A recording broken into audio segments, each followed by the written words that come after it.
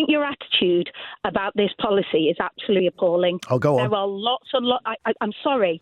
I cannot believe some of the things that you have said. When it comes to people nowadays trying to send their kids to a private school, yes, there are many people out there who view it as another notch to make themselves feel comfortable about the fact that they're doing well in life, right? Along with, the Range Rover, the massive house with the drive. Nothing against Range Rovers, by the way. I used to have one myself until it got nicked in Sadiq Khan's London. But anyway, that's a story for another day. But, it's like another notch to say that we've arrived, right? There are lots of parents out there for whom that is not the case at all. They are simply desperate because the provision in their area of state school quality is absolutely dire.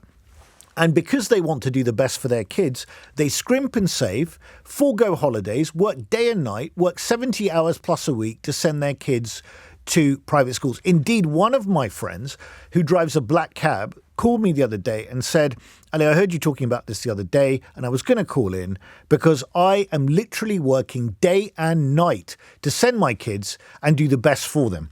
And who could argue with that? Who could honestly argue with that? Now, I know that those of you who are going to message me on Twitter and there'll be a big pile on saying, oh yeah, Ali, hang on a second. No one's saying you can't send your kids to private school. We just don't want to subsidise you for it to the tune of 20% VAT. I tell you what, okay, how much is this going to raise? 1.7 billion? Something like this? Right, for the 1.7 billion, what you're going to have is, A, people coming into the state sector who can't afford, their parents can't afford it anymore. And do you think this is going to make any difference to sharp elbow middle class parents who already game the system by buying big houses in areas, in catchment areas with the best schools in the state sector? Do you think that's going to make any difference to that? Of course it's not. Of course it's not. I'd say straight up that I'm a retired secondary school head teacher from inner London. Great. It's not the politics of envy. It's a very straightforward matter as far as I'm concerned. Private schools are private businesses and people who buy their services should expect to pay VAT. And we can't have it both ways. I mean, day in and day out, quite rightly, Keir Starmer and Rachel Reeves are being asked to prove conclusively how they're going to fund all the pledges that they're making. Mm-hmm. They've made very clear what this money raised is going to be used for. It's going to be used to begin the, frankly, very long-term prospect of shoring up the state of our state education system, which after 14 years of Tory government is in the most parlous state. It's interesting, Chris, that you mentioned that they're businesses. They are, but some of them are also have charitable status and also do a lot of other good works in terms of outreach to other schools, partnerships with other schools, bursaries and grants and other things to help people from not very privileged backgrounds have some of the best education available in this country. This is certainly going to hamper that, isn't it? As I said to you, I'm a retired. I mean, I've spent 41 years working in state schools in inner London and 21 years as a head teacher in the most deprived borough in the country, in England, the second highest free school meals in the country. Yeah, I live in the borough. I know. I agree with you. I can tell you I saw very little evidence of this charitable work that you're talking about. It's nice to talk about, but I'm afraid that's not the reality on the ground. The reality on the ground is that so many schools in this country do not have, secondary schools do not have enough qualified maths or physics teachers. They don't have the provision for children with special educational needs that they used to have.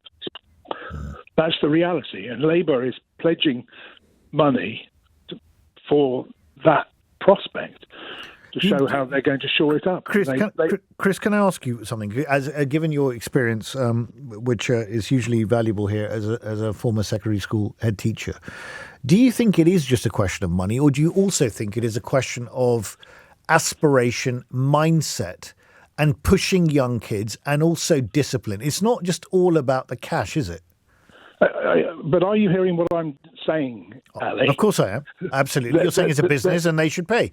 And that's absolutely fine. How do you think you would fare as head teacher of a secondary school if you weren't able to employ enough maths teachers so that every child in the school was taught their maths lessons by a qualified maths specialist? No, I agree. I mean, you should absolutely be able to employ the teachers. All I'm saying is I don't think it's just a question of employment, because I've spoken to many teachers, Chris, and clearly I respect your perspective as a professional in this area, who will say it's not just a question about resources, although they are important. It's also a question about mindset, discipline, ethos, and also parents working hand in hand with the teachers to actually create a sense of aspiration and drive and achievement in a school. It's not just all about resources, however important they are. Chris, thank you for your call. This won't affect the Eton crew. This won't affect the Keir Starmer's friends who are King's Councils earning £1 million a year. That's true. It will affect upper working class, middle class people who are just trying to just about manage and sending the kids to private school. They're all rich. They're all rich, Gary, and rich is being bad, and we should frown and we should look down on aspiration. Yeah, I'm a floating voter. I voted Tory more often than Labour, but I voted Labour all through the Blair and Brown years. Yep. I'm very disillusioned with the Tories, like a lot of people. This is the one policy that really makes me think, has he really changed from the Corbynites? It really does smack of the policies of envy. Have you got skin in the game, Gary? Do you have kids, grandkids, people who are affected by this thing, or are you just generally annoyed like me? Not at all. My kids are grown up. They went to the local state school. Yeah. I went to Croxteth Comprehensive in Liverpool with Wayne Rooney's dad, a rough inner city comp. Okay.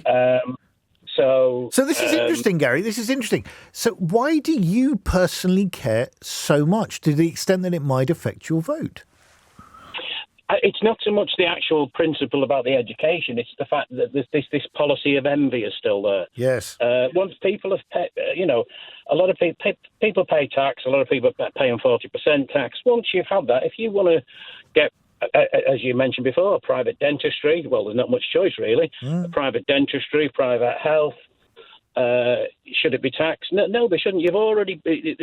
Politicians are terrible for taxing. We're more tax than we've ever been.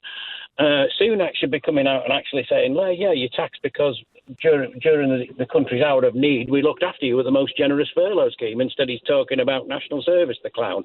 And then Starmer, it wouldn't be a problem for him to send his kids to private school.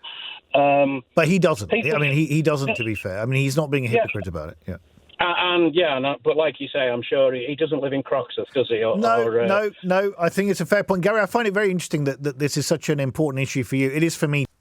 I think your attitude about this policy is absolutely appalling. Oh, go on. There are lots and lots.